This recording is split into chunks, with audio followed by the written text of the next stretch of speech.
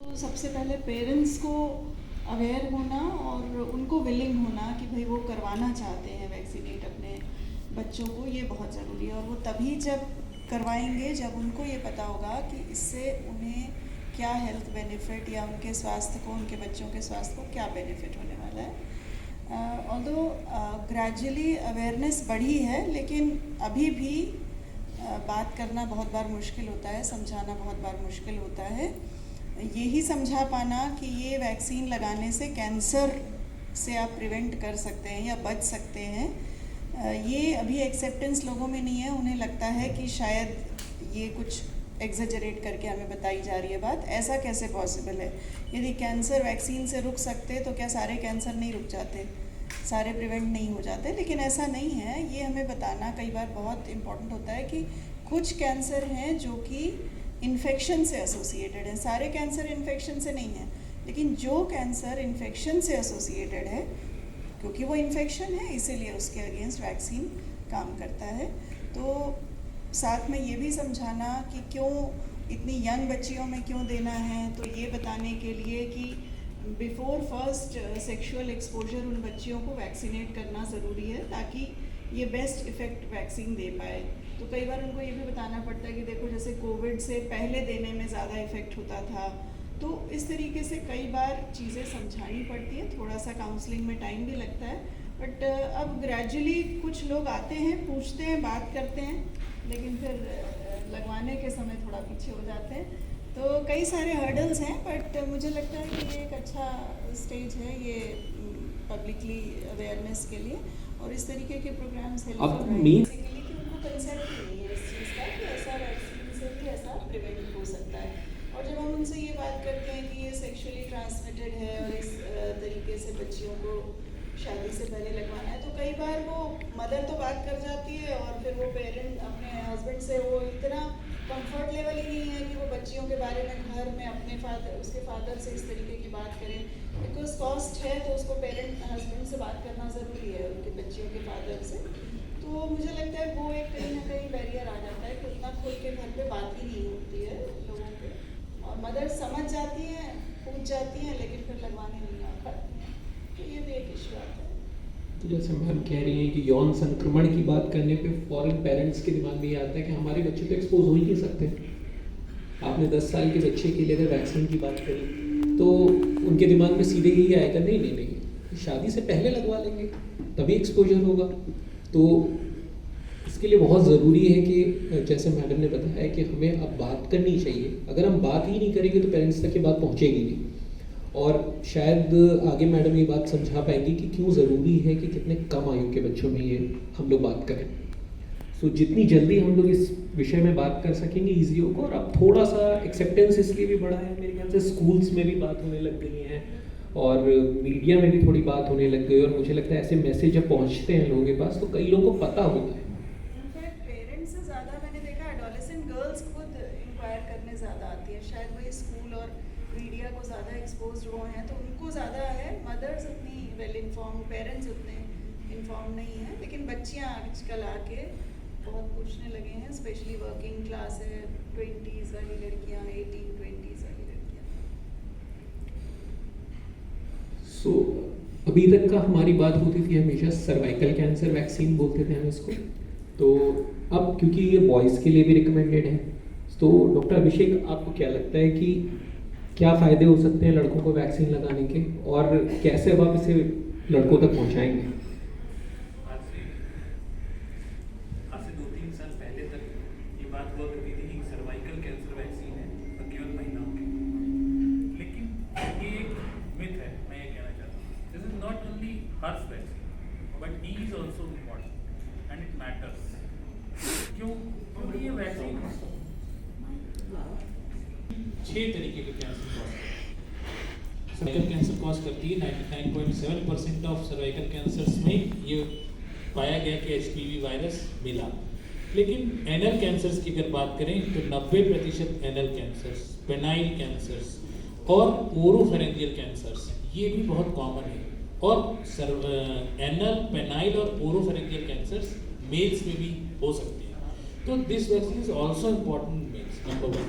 कि उनमें ये कैंसर हो सकते हैं। दूसरी चीज़, they can act as reservoir, जैसे कि इन्फेक्शन अगर मेल में है और कोई सेक्सुअल इंटरकोर्स उसका अपनी वाइफ के साथ हुआ तो उससे वो वायरस उस महिला में भी चला जाएगा और उसके बाद वो महिला भी इन्फेक्ट हो जाएगी। तो इस तरीके से एक साइकिल चलती रहेगी और ये मेल्स रिजर्वायर की तरह एक्ट करती रहेगी। और एक बहुत इंपॉर्टेंट बात मैं जो बताना चाहता हूँ वो HPV के बारे में ये है कि ये वायरस महिलाओं में अलग तरीके से इम्यूनिटी प्रोड्यूस करता है और पुरुषों में अलग तरीके से। ये वायरस पुरुषों में कोई इम्यूनिटी प्रोड्यूस ही नहीं करता है, तो जितनी बार भी इस वायरस से इन्फेक्शन होगा मेल को इन्फेक्शन हो जाएगा और उसके बाद वो एक इम्पॉर्टेंट रिजर्वायर समाज बना रहेगा और वहाँ से बार बार इन्फेक्शन कई जगह पहुँचता रहेगा। तो इसलिए बहुत आवश्यक है कि हम लोग HPV के लिए जो है मेन को भी अब वैक्सीनेट करें। और एक इम्पॉर्टेंट पॉइंट जो डॉक्टर उत्कर्ष ने भी डिस्कस किया कि gender bias, why should be gender biased. पहले ये होता था कि जैसे अभी डॉक्टर उत्कर्ष ने बताया कि क्लिनिक में एक लड़का है, एक लड़की है, लड़की को केवल वैक्सीनेट करने की बात हो रही है, लड़के को बात ही नहीं हो रही है वैक्सीनेट करने की। तो लोगों को लगता था कि यार ये वैक्सीन पता नहीं क्या है, केवल लड़की को ही लगेगी। तो एक शक या संशय की स्थिति माँ बाप में बनी रहती थी। तो अगर हम दोनों को इक्वली उसी टाइम पर वैक्सीनेशन के लिए कहेंगे तो जेंडर बायस खत्म हो जाएगा और वैक्सीनेशन हम आसानी से कर पाएंगे और ये भी एक बैरियर है जिसको हम हटा पाएंगे। तो इट इज़ इम्पॉर्टेंट। और ये वाली बात भी डॉक्टर उत्कर्ष ने पहले ही बता दी है आपको कि 3 में से 1 मेल को HPV इन्फेक्शन होता ही होता है वर्ल्ड वाइड। और कुछ HPV वायरसेस जो हैं वो हाई रिस्क माने गए, जैसे 16 और 18। 5 में से 1 मेल को 16 या 18 HPV पाया गया है। तो इसलिए जरूरी है कि हम मेन को भी वैक्सीनेट करें और there should be no gender bias when we are vaccinating doing HPV vaccination. इसके बारे में आप सबों ने सुना कि अब ये महिलाओं के साथ में पुरुषों को भी देना पड़ेगा और इसलिए देना पड़ेगा क्योंकि स्टडीज़ ये बताती हैं कि लगभग हिंदुस्तान में 26% पुरुष भी HPV इन्फेक्शन से इन्फेक्टेड हैं। मतलब अब मोटी बात कहें तो हर चौथा व्यक्ति एक इन्फेक्शन लेके चल रहा है। अभी कैंसर में तब्दील होता है कि नहीं होता है ये एक अलग बात है, लेकिन इन्फेक्शन है, मतलब पोटेंशियल कैंसर्स के कॉल्स के पास में है। भारत सरकार के पास इस समय हमारे देश में यूज़ होने के लिए 4 वैक्सीन्स हैं। सबसे पहली वैक्सीन्स ये आई थी 2 स्टेट के लिए, वो एक कंपनी के लिए आई थी GSK वैक्सीन्स के लिए, लेकिन वो इस समय इंडिया में मार्केटिंग नहीं हो रही, हालांकि लाइसेंस बिल रखा है। दूसरी वैक्सीन्स आई थी मर्क की गार्डासिल 4 वैलेंट, वो अभी लाइसेंस में है। और उन्होंने ही एक तीसरी वैक्सीन्स 9 वैलेंट निकाली 9 स्टेट के मुकाबले, वो भी अभी लाइसेंस में है। लेकिन सीरम इंस्टीट्यूट ऑफ इंडिया ने भारतीय इंडिजिनस बनी हुई वैक्सीन सर्वावैक के नाम से निकाली और ये इसलिए महत्वपूर्ण है कि ये मेक इन इंडिया के तहत हुआ है। इंडियन स्ट्रेन्स पे स्टडीज़ हुई हैं और सबसे बड़ी बात जो भारत के लिए है कि ये अफोर्डेबल है। इसके पहले की जो वैक्सीन हमारे पास रहती थी वो काफ़ी कॉस्टली थी और एक जैसे डॉक्टर सोनिया ने बताया कई बार लोग आके पूछ के चले जाते थे, तो डेफिनेटली दाम में पूछते थे क्योंकि दाम एक बहुत बड़ी चीज़ थी। कुछ वैक्सीन 4,000 5,000 की थी और जो नहीं बना रहे हैं वो 10,000 की वैक्सीन थी। तो ये प्रैक्टिकली पॉसिबल मध्यम वर्गीय परिवारों के लिए या हिंदुस्तान की जो बड़ी आबादी है उसके लिए नहीं है कि 10,000 की वैक्सीन वो 3 डोज में लगाएं और 30,000 के लिए, जहाँ बेटियों के लिए वैसे भी असमानता इतनी लंबी रही है। तो अब सीरम इंस्टीट्यूट ने उस चीज़ों को ख़त्म कर दिया है और अब एक बहुत ही अफोर्डेबल, बहुत ही सस्ते दरों में ये हमारे पास में है। तो ये 4 वैक्सीन्स इस समय ड्रग कंट्रोलर ऑफ इंडिया ने हमें लाइसेंस दी हैं कि मेल और फीमेल दोनों में यूज़ कर सकते हैं और मुझे लगता है कि इसका लाभ ज़्यादा से ज़्यादा आबादी को उठाना चाहिए। तो उसमें बहुत इम्पॉर्टेंट कंसर्न पेरेंट्स का और इवन डॉक्टर्स का रहता है कि ये वैक्सीन जो हम एडवाइस कर रहे हैं जिसको भी, वो सेफ़ होनी चाहिए, आगे फ्यूचर कोई क्वेरीज नहीं होनी चाहिए। तो जब ये वैक्सीन शुरू में आई थी तो इससे रिलेटेड बहुत सी मिस इन्फॉर्मेशंस थी, लेकिन जैसे जैसे वैश्विक स्तर पर इस वैक्सीन का उपयोग हुआ है और अभी हमारे पास काफ़ी सालों का डेटा है, तो ये वैक्सीन काफ़ी हद तक सेफ़ है। इसमें कोई भी गंभीर समस्याओं का कोई भी अभी तक हमारे पास रिएक्शंस होती हैं जो किसी भी इंजेक्शन के साथ हो सकती हैं, थोड़ा बहुत दर्द होना, लाली बनाना, और वो यूजुअली 1-2 घंटे में ख़त्म हो जाती है, ऐसी कोई परेशानी नहीं होती है, वो भी कुछ ही लोगों में होती है। बाकी ये टोटली सेफ़ है, किसी भी तरीके की महिलाओं बच्चों में या महिलाओं में आगे फ्यूचर उनकी लाइफ में भी किसी तरीके के कोई साइड इफ़ेक्ट्स नहीं देखे गए हैं, तो इसलिए ये वैक्सीन पूरी तरीके से रिकमेंडेड है और सेफ है अभी। मेरे ख्याल से सबको ये नॉलेज होगी, कुछ वैक्सीन्स लाइव वायरसेस होते हैं, कुछ डेड वायरसेस होते हैं। तो this is one of the dead viruses. तो किल्ड वायरस है, तो वैसे भी बहुत ही किल्ड वायरसेस और भी सेफ हो जाते हैं, क्योंकि कहीं भी इन्फेक्शन का रिस्क उससे नहीं रहता। कि एक कंसर्न लोगों का यही रहता है कि वैक्सीन लिया उसी से इन्फेक्शन हो जाए, तो ये चीज़ एक इम्पॉर्टेंट है जानने वाली। और दूसरा ये है कि कई बार ऐसे अक्सर पेशेंट्स फीवर वगैरह, हल्का माइल्ड फीवर और ये सब बताते हैं, तो उसमें तो बल्कि अच्छा ही है कि एक अच्छा इम्यूनिटी डेवलप कर रहे हैं। तो माइल्ड फीवर है और कोई इससे ज़्यादा हम लोगों ने इतने लगाए हैं वैक्सीन्स, कभी कोई साइड इफेक्ट ऐसे देखने को नहीं मिल रहा है। So this is Ma'am, any anaphylaxis is recorded in the whole world with this vaccine? Any anaphylaxis Yes, recorded? there are some rare anaphylaxis reports are reported, but that can happen with any of the, like even you take any simple antibiotic tablet, that also happens. But any adverse reaction, if it is repeated and it is proven that something is happened with the constituents of the vaccine, then it needs like some convincing data. That is not there with the vaccine. Okay, so anaphylaxis we can't say कि ये vaccine के साथ हमेशा देखा गया है। Anaphylaxis is actually a reaction from a person, not of the vaccine. So वो किसी भी व्यक्ति को किसी भी चीज़ से हो सकता है, तो उसके अंदर हम लोग वैक्सीन को नहीं दोषी कह सकते हैं, क्योंकि किसी पर्सन का इम्यून सिस्टम ऐसा है कि वो उस वैक्सीन के या उस प्रोडक्ट के अगेंस्ट उसका रिएक्शन इतना सीवियर है कि उसको अचानक से शॉक हो जाए या वो बहुत ज़्यादा बीमार हो जाए। तो एनाफाइलेक्सिस किसी भी वैक्सीन से हो सकता है, किसी भी दवा से हो सकता है, खाने के प्रोडक्ट से हो सकता है। एनाफाइलेक्सिस की रिपोर्टिंग ज़रूर की जाती है, but it is not considered usually as a vaccine major reaction. So ये किसी में भी प्रोडक्ट में हो सकता है। थैंक यू डॉक्टर उत्कर्ष, ये बहुत ही इम्पॉर्टेंट है, क्योंकि अक्सर लोग डर जाते हैं कि हम अपने बच्चों को लगाएंगे और फ्यूचर में इनफर्टिलिटी हो जाएगी, और मदर्स तो बहुत ही डरी रहती हैं।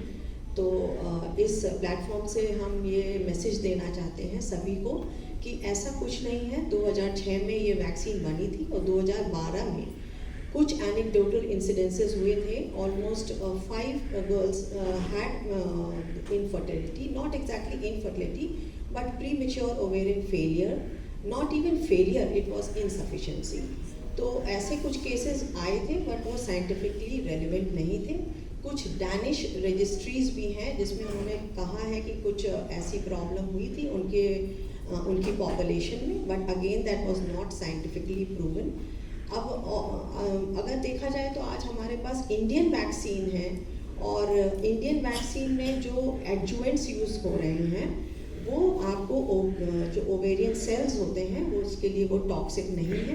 मे बी जो वेस्टर्न वर्ल्ड में जो वैक्सीन यूज़ हो रही थी उसमें कुछ ऐसे एडजुवेंट्स थे जो कि टॉक्सिसिटी या ऑटो इम्यूनिटी क्रिएट कर रहे थे, बट हमारी जो इंडियन वैक्सीन है जो सर्वावैक के नाम से आ रही है, जो सीरम इंस्टीट्यूट ने बनाई है, उसमें ऐसे कोई भी एडजुवेंट्स नहीं है जो कि इनफर्टिलिटी कॉज करें या ओवेरियन टॉक्सिसिटी कॉज करें।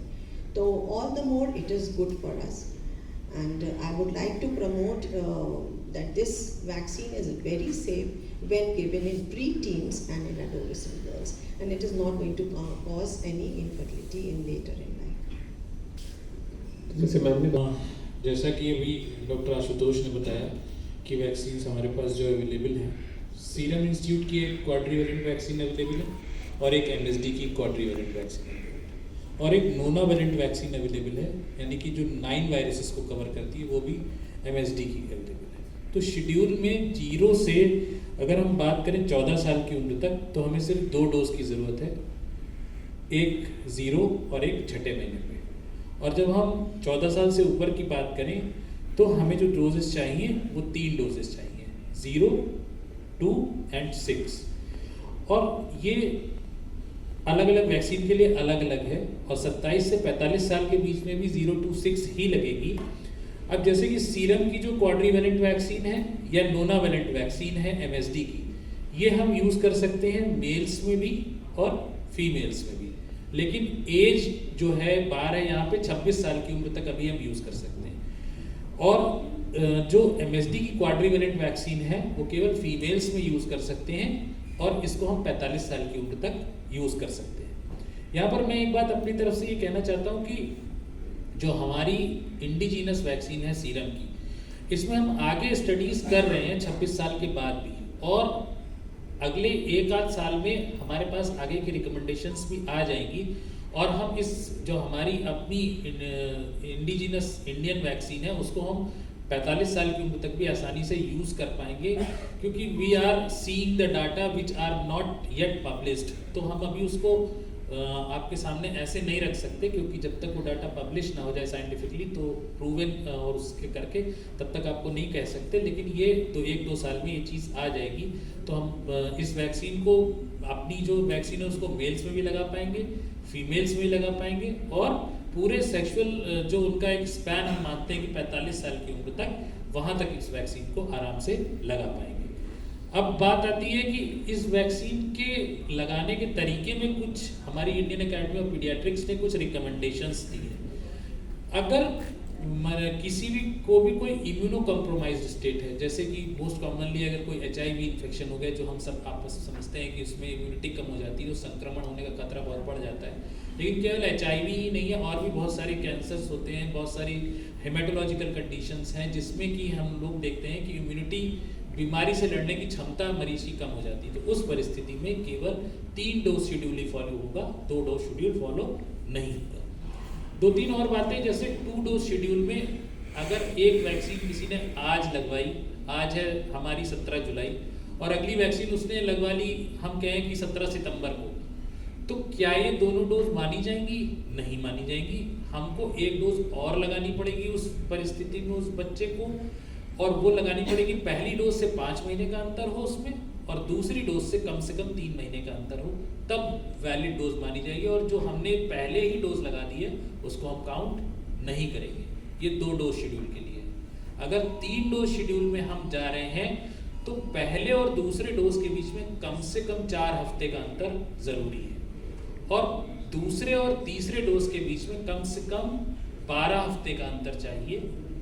एक और इम्पॉर्टेंट पॉइंट यहाँ ये है कि इस परिस्थिति में पहले और तीसरे डोज के बीच का जो अंतर है वो कम से कम 5 महीने होना चाहिए। तो ये शेड्यूल है। इसमें किसी को कोई कंफ्यूजन हो तो फिर से मैं बोल सकता हूँ, थोड़ा सा मुश्किल है समझना कि पहले और दूसरे डोज के बीच में कम से कम 4 हफ्ते का मोस्ट इम्पॉर्टेंट कॉस्ट का उसे हम तोड़ पाएंगे। थैंक यू डॉक्टर उत्कर्ष। सवाल आया एनाफिलैक्सिस का, लिए मैंने इसको सुना और एक कंसर्न रहता है। याद कीजिए वो दौर जब हिंदुस्तान में वैक्सीन 3 से 4% बच्चों को लगती थी, महिलाओं के लिए वैक्सीन भी नहीं होती थी। आज हम लगभग 50% या 70% के आसपास पहुंच रहे हैं। वो इसलिए है क्योंकि हमारे कम्युनिटी में डॉक्टर्स हैं, हेल्थ केयर वर्कर्स हैं, पत्रकार भाई, सभी लोग इसके पॉजिटिव फैक्टर्स को दिए, और आज हम ऐसी जगह पर खड़े हैं जहाँ पे हम ज़्यादा से ज़्यादा पॉपुलेशन को वैक्सीनेट कर पा रहे हैं। इसलिए सेफ्टी जरूर एक कंसर्न रहता है। हमारे पास बहुत सी ऐसी स्टडीज़ हैं जो खासकर सर्वाइवल की भी आ चुकी हैं और बाकी वैक्सीन की आ गई। इस सेफ्टी वाइज ये बहुत अच्छी हैं। ऐसी कोई रिपोर्ट्स नहीं आई है जिसकी वजह से किसी को जान का खतरा हो या कोई परेशानियाँ हो। तो मुझे लगता है कि सेफ्टी कंसर्न्स, और हमारा ड्रग कंट्रोलर जो इंडिया है DGCI, ये सारे सेफ्टी ट्रायल्स देने के बाद ही वैक्सीन को अप्रूव करता है जनरल पॉपुलेशन की। तो सर्वावैक एक हिंदुस्तान की बनी हुई वो वैक्सीन है जिसपे वो सारे स्टेन्स हैं जो कैंसर्स को रोकते हैं, कैंसर्स बनने से रोकते हैं। तो आज की डेट में इसके लिए अच्छे ट्रायल्स हैं। 26 वर्ष तक ये पूरे ट्रायल्स प्रस्तुत किए जा चुके हैं, लग रही है वैक्सीन्स, और अभी तक हम लोग कभी ऐसे सेफ्टी कंसर्न नहीं आए हैं। जो छोटे मोटे रिएक्शंस हैं वो डॉक्टर साहब ने बताया, वो मुझे लगता नहीं है किसी भी वैक्सीन को ये रोकने के लिए कोई बड़ी चीज़ है। जब वैक्सीन्स आई और आप खासकर देखिए कोविड के बाद हम लोगों को ये समझ में आया कि वैक्सीन्स बनाना मुश्किल हुआ, और फिर फास्ट ट्रैक पे कई कंपनियों ने वैक्सीन्स बनाई। वैक्सीन की सेफ्टी प्राइमरी होती है, और वैक्सीन से प्रिवेंशन भले ही आप कह दें कि 100% नहीं 90% हो सकती है, लेकिन सेफ्टी से कॉम्प्रोमाइज़ कभी नहीं किया जा सकता है। और यही वजह होती है कि वैक्सीन बनने में समय बहुत लगता है, क्योंकि उसके ट्रायल हर एज ग्रुप में होते हैं, हर इथनिक ग्रुप में होते हैं, हर कॉन्टिनेंट में होते हैं और तभी उसको अप्रूवल मिलता है। तो इंडिया में ये ट्रायल्स हो चुके हैं। हमें लगता है कि जिस प्रकार से सर्वाइकल कैंसर के बारे में हम जानते हैं कि विश्व में एक बहुत बड़ी आबादी जो सर्वाइकल कैंसर की फीमेल में होती है, उसमें हिंदुस्तान की महिलाओं का नंबर आता है।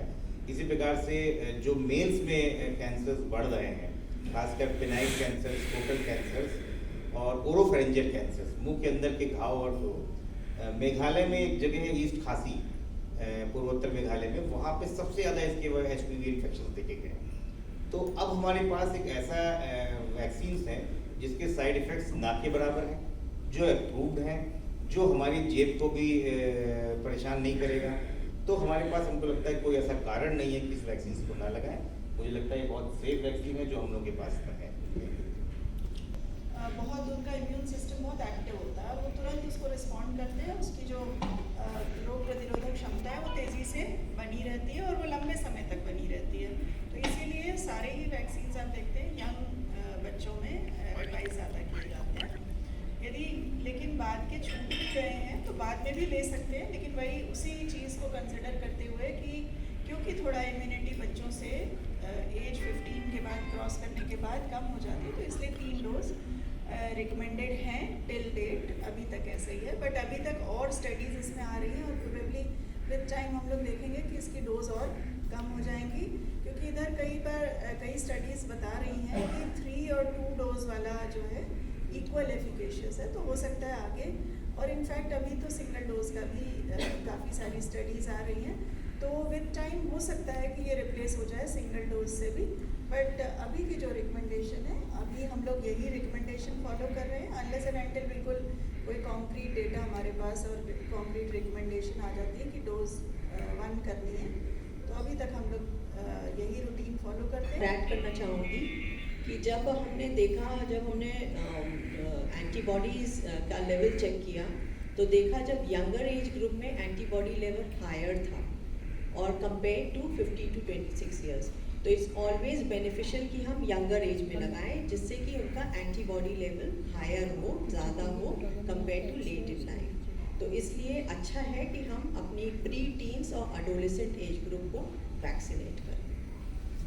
इनफैक्ट अभी जैसे मैम ने बताया कि लेट अगर हो जाता है तो भी आप लगा सकते हैं। तो मैंने अभी एक बच्ची को लगाया जिसका वैक्सीनेशन 3 साल पहले चल रहा था, तो 3rd डोज उसकी 3 साल बाद लगी है। कोरोना की वजह से बीच में वो लोग भूल गए, उसके बाद जब याद आया तो सिर्फ 1 डोज लगनी रह गई थी, वही डोज लगी। एक और इम्पोर्टेंट चीज़, 10 to 14 ईयर्स के बीच में बहुत कम चांसेस हैं कि बच्चा या कोई भी मेल या फीमेल सेक्सुअली एक्टिव हो।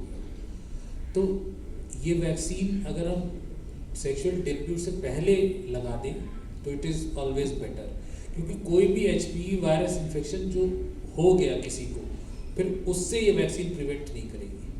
तो इसलिए इम्पॉर्टेंट है कि इन्फेक्शन से पहले ही वैक्सीन लग जाए, तो इसलिए 10 to 14 में लगे तो अच्छा है। This is also very important aspect. Recommended है कि आप वैक्सीन दें, लेकिन ये जो आपका सेकंड क्वेश्चन है उस पर मैं बोलना चाहती हूँ। यस कि ऑल्दो रिकमेंडेड है और ये हमें पता भी है कि ये प्रोटेक्ट कर रहा है 85% तक, क्योंकि मेजरली आपके 2 स्ट्रेन जो ऑन्कोजेनिक स्ट्रेन हैं, जो कैंसर रिलेटेड स्ट्रेन हैं, 16 and 18. 16 and 18 को Yeah. ये कवर कर रहा है। तो इसीलिए So it can prevent the cancer, but not exactly the papilloma to 100%. Yeah. बस What? बात उसमें ये फर्क है कि इन स्ट्रेन से होने वाले कैंसर को तो उसने पूरा प्रिवेंट कर दिया 100% तक, नियरली 100% तक, लेकिन कम्युनिटी में स्ट्रेन्स 100 से भी ऊपर हैं जो कि अनकॉमन स्ट्रेन है। तो यदि उन स्ट्रेन से अफेक्टेड होती है कोई लेडी, तो उसमें कैंसर का रिस्क बना हुआ है। अब ये बात आती है कि फिर हमें क्या फ़ायदा हुआ? फ़ायदा ये हुआ क्योंकि मेजर जो इतना बड़ा चंक था 85 से 90%, वो तो आपने इसमें कवर कर लिया। जो बाकी बचा है उसके लिए रिकमेंडेशन ये है कि आपने वैक्सीन तो ले लिया, लेकिन जो सर्वाइकल कैंसर की स्क्रीनिंग है, जो कि 21 साल की एज से एवरी 3 इयर्स आपको एक जाकर के पैप टेस्ट कराना है। सिंपल एक टेस्ट है कि जो एक साइटोलॉजी है, एक स्मीयर लेते हैं, Paps. वो एक पैप स्मीयर जो करवाना है वो कंटिन्यू करना है। ऐसा नहीं है कि हमने वैक्सीन ले लिया है तो हम उस चीज़ को छोड़ देंगे। तो जो बचे हुए केसेस होंगे हम वो उसमें भी पकड़ेंगे। तो वो 3 ईयरली स्क्रीनिंग वो वैसे ही चलनी है, ठीक है ना। तो ये चीज़ एक्चुअली कई बार लोगों को लगता है कि जब वो स्क्रीनिंग करानी है तो फिर हम वैक्सीन क्यों ले। देखिए स्क्रीनिंग तो उन केसेस को पकड़ेगी जिसमें कैंसर की शुरुआत हो चुकी है, और जब एक बार कैंसर की शुरुआत हो जाती है तो उसका एक तरीके से उसका आगे कर्व जो है, उसकी जो हेल्थ का कर्व है वो थोड़ा सा गड़बड़ हो ही जाता है, क्योंकि कुछ ना कुछ उसका ट्रीटमेंट चलना होगा। तो इसीलिए हम हमेशा जो कहते हैं कि प्रिवेंशन हमेशा ही क्योर से बेटर है। तो वो जब एक बार कैंसर हो जाएगा तब तो आप क्योर वाली लाइन पे जाएंगे कि उसका ट्रीटमेंट कराएंगे, लेकिन यदि आपका प्रिवेंशन हो जाता है तो उससे बेटर कुछ भी नहीं होता। में एक स्टडी हुई थी cancer epidemiology biomarker and prevention. इन्होंने देखिए जैसे फीमेल्स में पैप्समेयर हो सकता है, मेल्स में पैप्समेयर नहीं हो सकता है।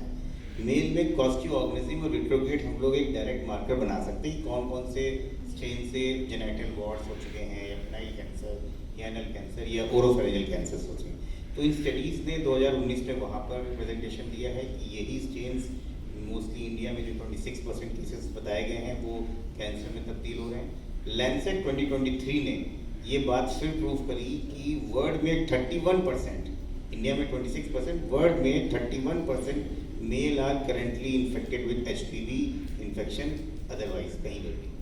सो मेल्स में ये पॉजिटिव रिट्रोग्रेड होता है।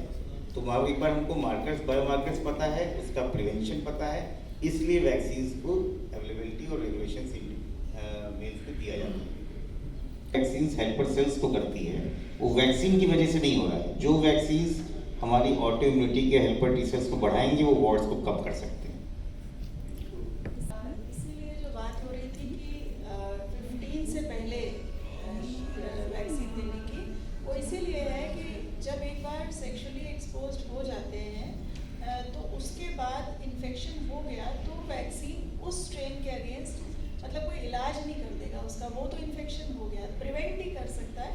इसीलिए बेस्ट है कि उसको 15 की एज से पहले लगाते हैं।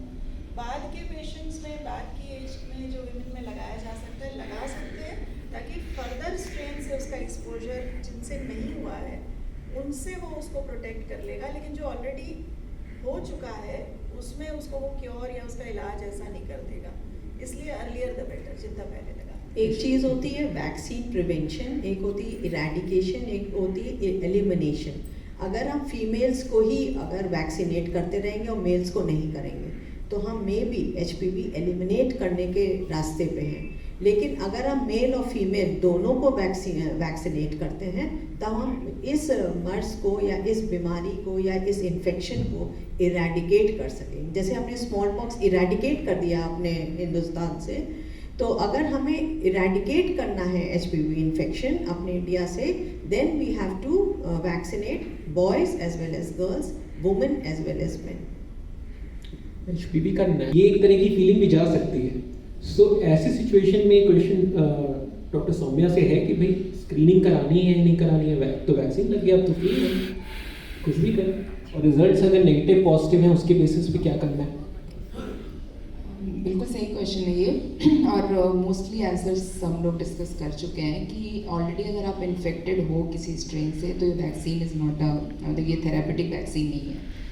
तो इसलिए स्क्रीनिंग एंड वैक्सीन इस साथ में चलना ज़रूरी है। तो अगर आपने वैक्सीन लिया है या वैक्सीन लेने वाले हैं तो रिकमेंडेड ये नहीं है कि आप पहले स्क्रीन कराओ, आप वैक्सीन ले सकते हैं लेकिन उसके बाद भी आपको स्क्रीनिंग कराते रहना है। तो क्योंकि ऑलरेडी हमने डिस्कस कर लिया है कि जिस स्ट्रेन से आप इन्फेक्ट हो चुके हो उसके अगेंस्ट इस वैक्सीन का कोई रोल नहीं, बट जिनसे आप इन्फेक्ट नहीं हुए हो अभी उनके लिए वैक्सीन पूरी तरीके से कारगर है। तो ये आप ऐसा नहीं है कि आपने वैक्सीन ले लिया है तो आप किसी भी चीज़ से इन्फेक्ट नहीं हो सकते हो। तो इसलिए स्क्रीनिंग आपको कराते ही रहना है, जो कि पैप स्मीयर या primary HPV testing, liquid based cytology और सिंपल परस्पेकुलम एग्जामिनेशन विद गायनेकोलॉजी जो आपकी सर्विक्स को देख सकते हैं। तो ये बहुत ज़रूरी है साथ साथ। कई बार पेशेंट से क्वेश्चन पूछते हैं कि पहले हम टेस्ट करा लें, फिर उसके बाद वैक्सीन लें। पहले हम देख लें कि HPV है तो नहीं, ऑलरेडी इन्फेक्टेड तो नहीं। तो ये रिकमेंडेड नहीं है, क्योंकि देखिए टेस्टिंग इज़ अगेन कॉस्टली, तो उसी आप कॉस्ट में वैक्सीन ले लें, वो ज़्यादा बेटर है। और टेस्टिंग में यदि निकल भी आया एक आध स्ट्रेन, तो बाकी तो 3 स्ट्रेन आपको बेनिफिट देने के लिए ही हैं। तो ये रिकमेंडेशन कोई मतलब नहीं है कि इस तरीके से हम पहले टेस्ट करें और फिर वैक्सीन लगाएं। Anybody can take vaccine.